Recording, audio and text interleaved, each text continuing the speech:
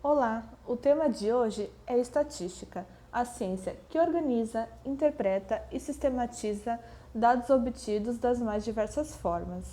Neste vídeo vão ser observados apenas conceitos básicos, começando nos conceitos fundamentais até medidas de tendência central. Para podermos falar de certos conceitos, precisamos saber o significado de alguns termos importantes. O primeiro é a população, que é um conjunto de elementos gerais com características pertinentes à pesquisa, como por exemplo, eu quero achar a probabilidade de uma pessoa ter cabelo castanho claro no Brasil. Então eu vou pegar todos os brasileiros e verificar quem tem essa cor de cabelo ou não. Nesse caso, os brasileiros são a população. E aí, dessa população, nós retiramos a amostra, que é uma quantidade de elementos menor que a população, porém, essa amostra deve tentar ao máximo representar a população. Utilizando o exemplo anterior, se eu pegar uma amostra de 1 milhão de pessoas e essa amostra ser de pessoas habitantes da cidade de São Paulo, eu não vou ter uma amostra tão representativa. Por quê? Porque eu estou falando de brasileiros. Então, no Brasil, não tem só a cidade de São Paulo, nem o estado de São Paulo. Tem 25 outros estados e tem o próprio estado de São Paulo, que não foi contabilizada nenhuma cidade fora de São Paulo. Então, essa amostra não será representativa. Dito isso, vamos falar um pouco dos tipos de amostragem. A amostragem é dividida em dois grupos, a amostragem probabilística e a não probabilística. A amostragem não probabilística não consegue dar resultados tão precisos quanto a probabilística e por isso ela é utilizada em poucos casos. Nesse tipo de amostragem, temos a amostragem intencional, que se destina apenas a um grupo bem específico da população. Temos também a amostragem proporcional, que é quando você tem um prévio conhecimento da proporcionalidade da população e escolhe, dentre essa proporção, um grupo para estudar. E por último, a amostragem desproporcional, que ela é utilizada quando a amostra é desproporcional à população e, nesse tipo de amostragem, atribuímos pesos aos dados para poder tentar chegar o mais próximo de uma amostra representativa. Já na amostragem probabilística, na maioria dos casos, os indivíduos investigados têm a mesma possibilidade de ser selecionado na amostra, e esse é o tipo de amostragem em que podemos realizar inferências, ou seja, tirar conclusões sobre a população. Dentro da amostragem probabilística, temos três subtipos: a aleatória simples, que se escolhe aleatoriamente a amostra por meio de sorteios ou por meio de sistemas numéricos. Depois temos a aleatória estratificada, em que se deseja guardar alguma proporcionalidade dentro da população, como por exemplo gênero, cor, idade. E por último, temos o conglomerado, que sorteia-se um conjunto de elementos e estuda esse conjunto, como por exemplo famílias, organizações, quarteirões, entre outros.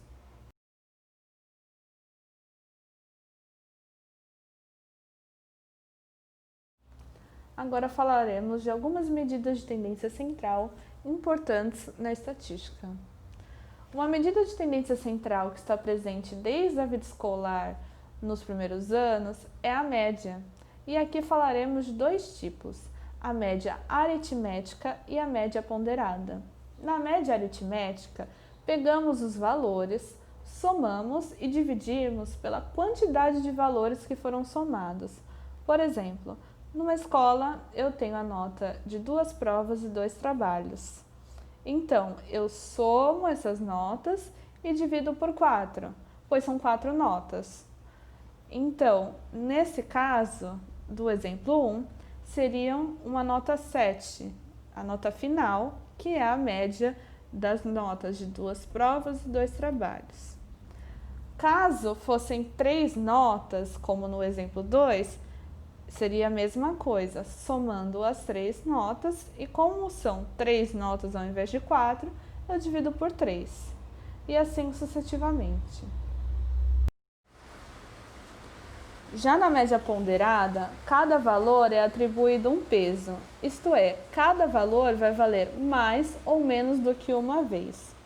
E assim, após essa atribuição, somamos esses valores novos e dividimos pelas somas dos pesos. E aí é onde que a gente tem que ter mais cuidado com a média ponderada, porque na média aritmética, a divisão dos valores é pela quantidade de valores. Então, se eu tenho 4 notas, é dividido por 4. Na média ponderada, independente de quantos valores você tem, o seu denominador será a soma de peso desses valores.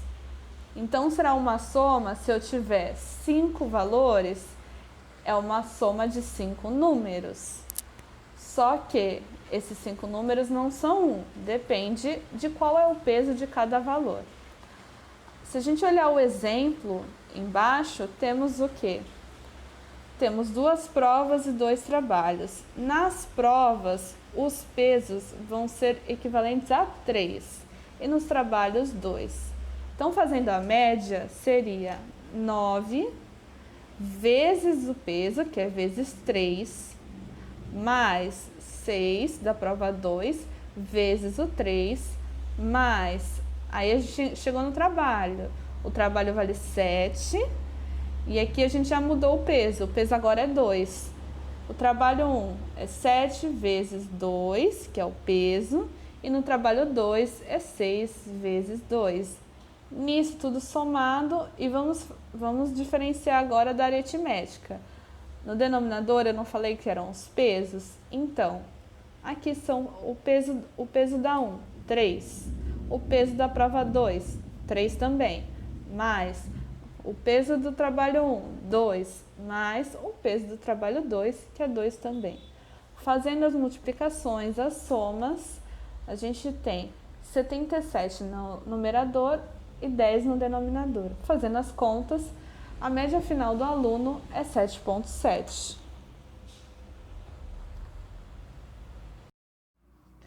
Falando de outras medidas de tendência central, temos a mediana. A mediana é o valor central após a organização em ordem crescente. Isso é, quando a gente organiza os dados em ordem crescente, o valor que aparece bem no meio é a mediana. Mas tem um porém. Se a quantidade de dados for um número ímpar, como por exemplo 5 notas, após organizar em ordem crescente, eu vou pegar a terceira nota. Por quê? Vão ficar 2 valores à esquerda e 2 valores à direita. Caso a quantidade de valores seja par, nós não temos um valor que eu pegue no meio dessa sequência e que fique o mesmo número dos dois lados. Então, neste caso, pegaremos os 2 valores centrais e faremos a média aritmética entre os dois. Então, esse valor da média aritmética será a nossa mediana. Indo para a parte dos exemplos, nesse primeiro rol de dados, temos 5 alunos com diversas notas. O que seria o primeiro passo para poder achar a mediana? Organizar os dados. Então, aqui, sempre lembrando que é de forma crescente, apenas crescente. Então, o menor dado é o quê? É o 2. Então, vamos lá, põe 2. O segundo mais baixo, o 3. E aí vai crescendo. O 4, como o 4 é igual a 4, só repete. 4 de novo e o 5. Verificando esses valores, a mediana é o valor número 4. Por quê? Porque ela está bem no meio entre todos os dados organizados. Tem o 2 e o 3 do lado esquerdo e o 4 e o 5 do lado direito. No segundo caso, temos 4 alunos. Então, o quê? 4 alunos, 4 é um número par. Então, não temos, mesmo após a organização, não vamos achar de cara a mediana. Mas primeiro, começando pelo primeiro passo sempre, organizando os dados. O menor valor, 1. Logo em seguida, o 2. Como tem outro 2, eu só vou repetir. E o 4. E nessa organização é reparado que tem os dois números do meio iguais. Nesse caso, a gente vai fazer a média aritmética, porém, já é de fato que é o número 2 o valor central. Então, a mediana, nesse caso, vale 2. Outra medida de valor central é a moda. A moda, a mais simples, é o valor que mais se repete. Então, no exemplo, a gente tem várias quantidades de números, mas o número que mais se repete dentre todos é o número 4. Então, nesse caso, o 4 é a moda. No estudo de frequências, verificamos que elas têm vários tipos para vários usos. A frequência absoluta é o valor numérico de quantas vezes um mesmo elemento aparece, e a soma de todas as frequências absolutas tem que dar, é obrigatório dar, o número total de elementos. Já a frequência relativa é o valor percentual da frequência absoluta, isto é o resultado da divisão da frequência absoluta pelo total de elementos. Seguindo a mesma lógica anterior, a soma de todas as frequências relativas deve dar 100%. Então, montando a tabela das frequências relativas, podemos assim calcular as frequências acumuladas, que consiste em pegar a frequência anterior e adicionar a atual, como diz o próprio nome, acumulando. Lembrando que a disposição dos dados da tabela é sempre em ordem crescente quando isso for aplicável.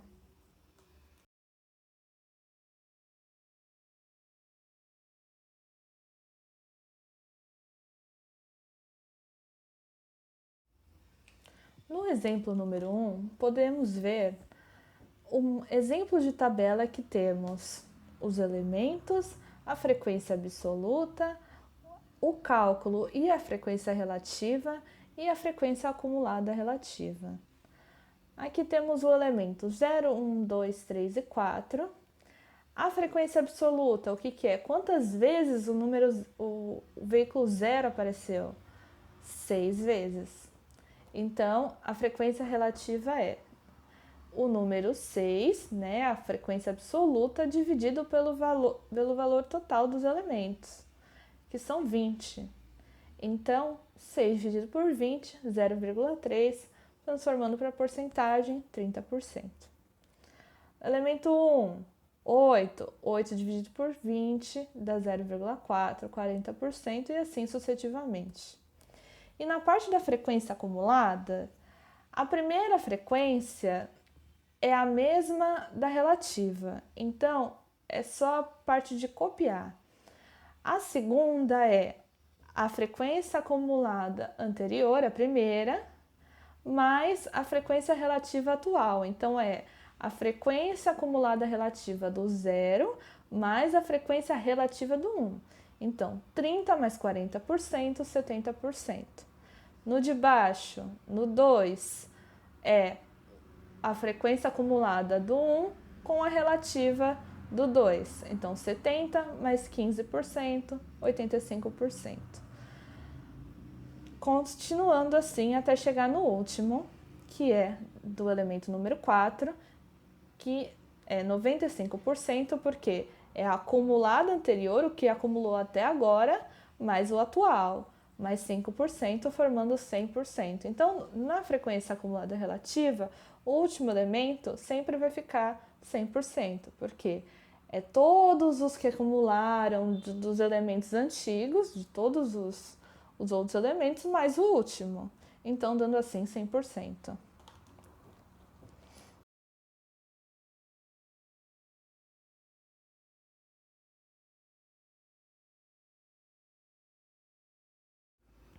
No exemplo 2, podemos ver uma outra forma de apresentação dos dados, que é chamado intervalo de classe. E nessa apresentação, ao invés de analisarmos cada elemento, analisamos o intervalo e utilizamos esse T deitado para simbolizar o início e fim.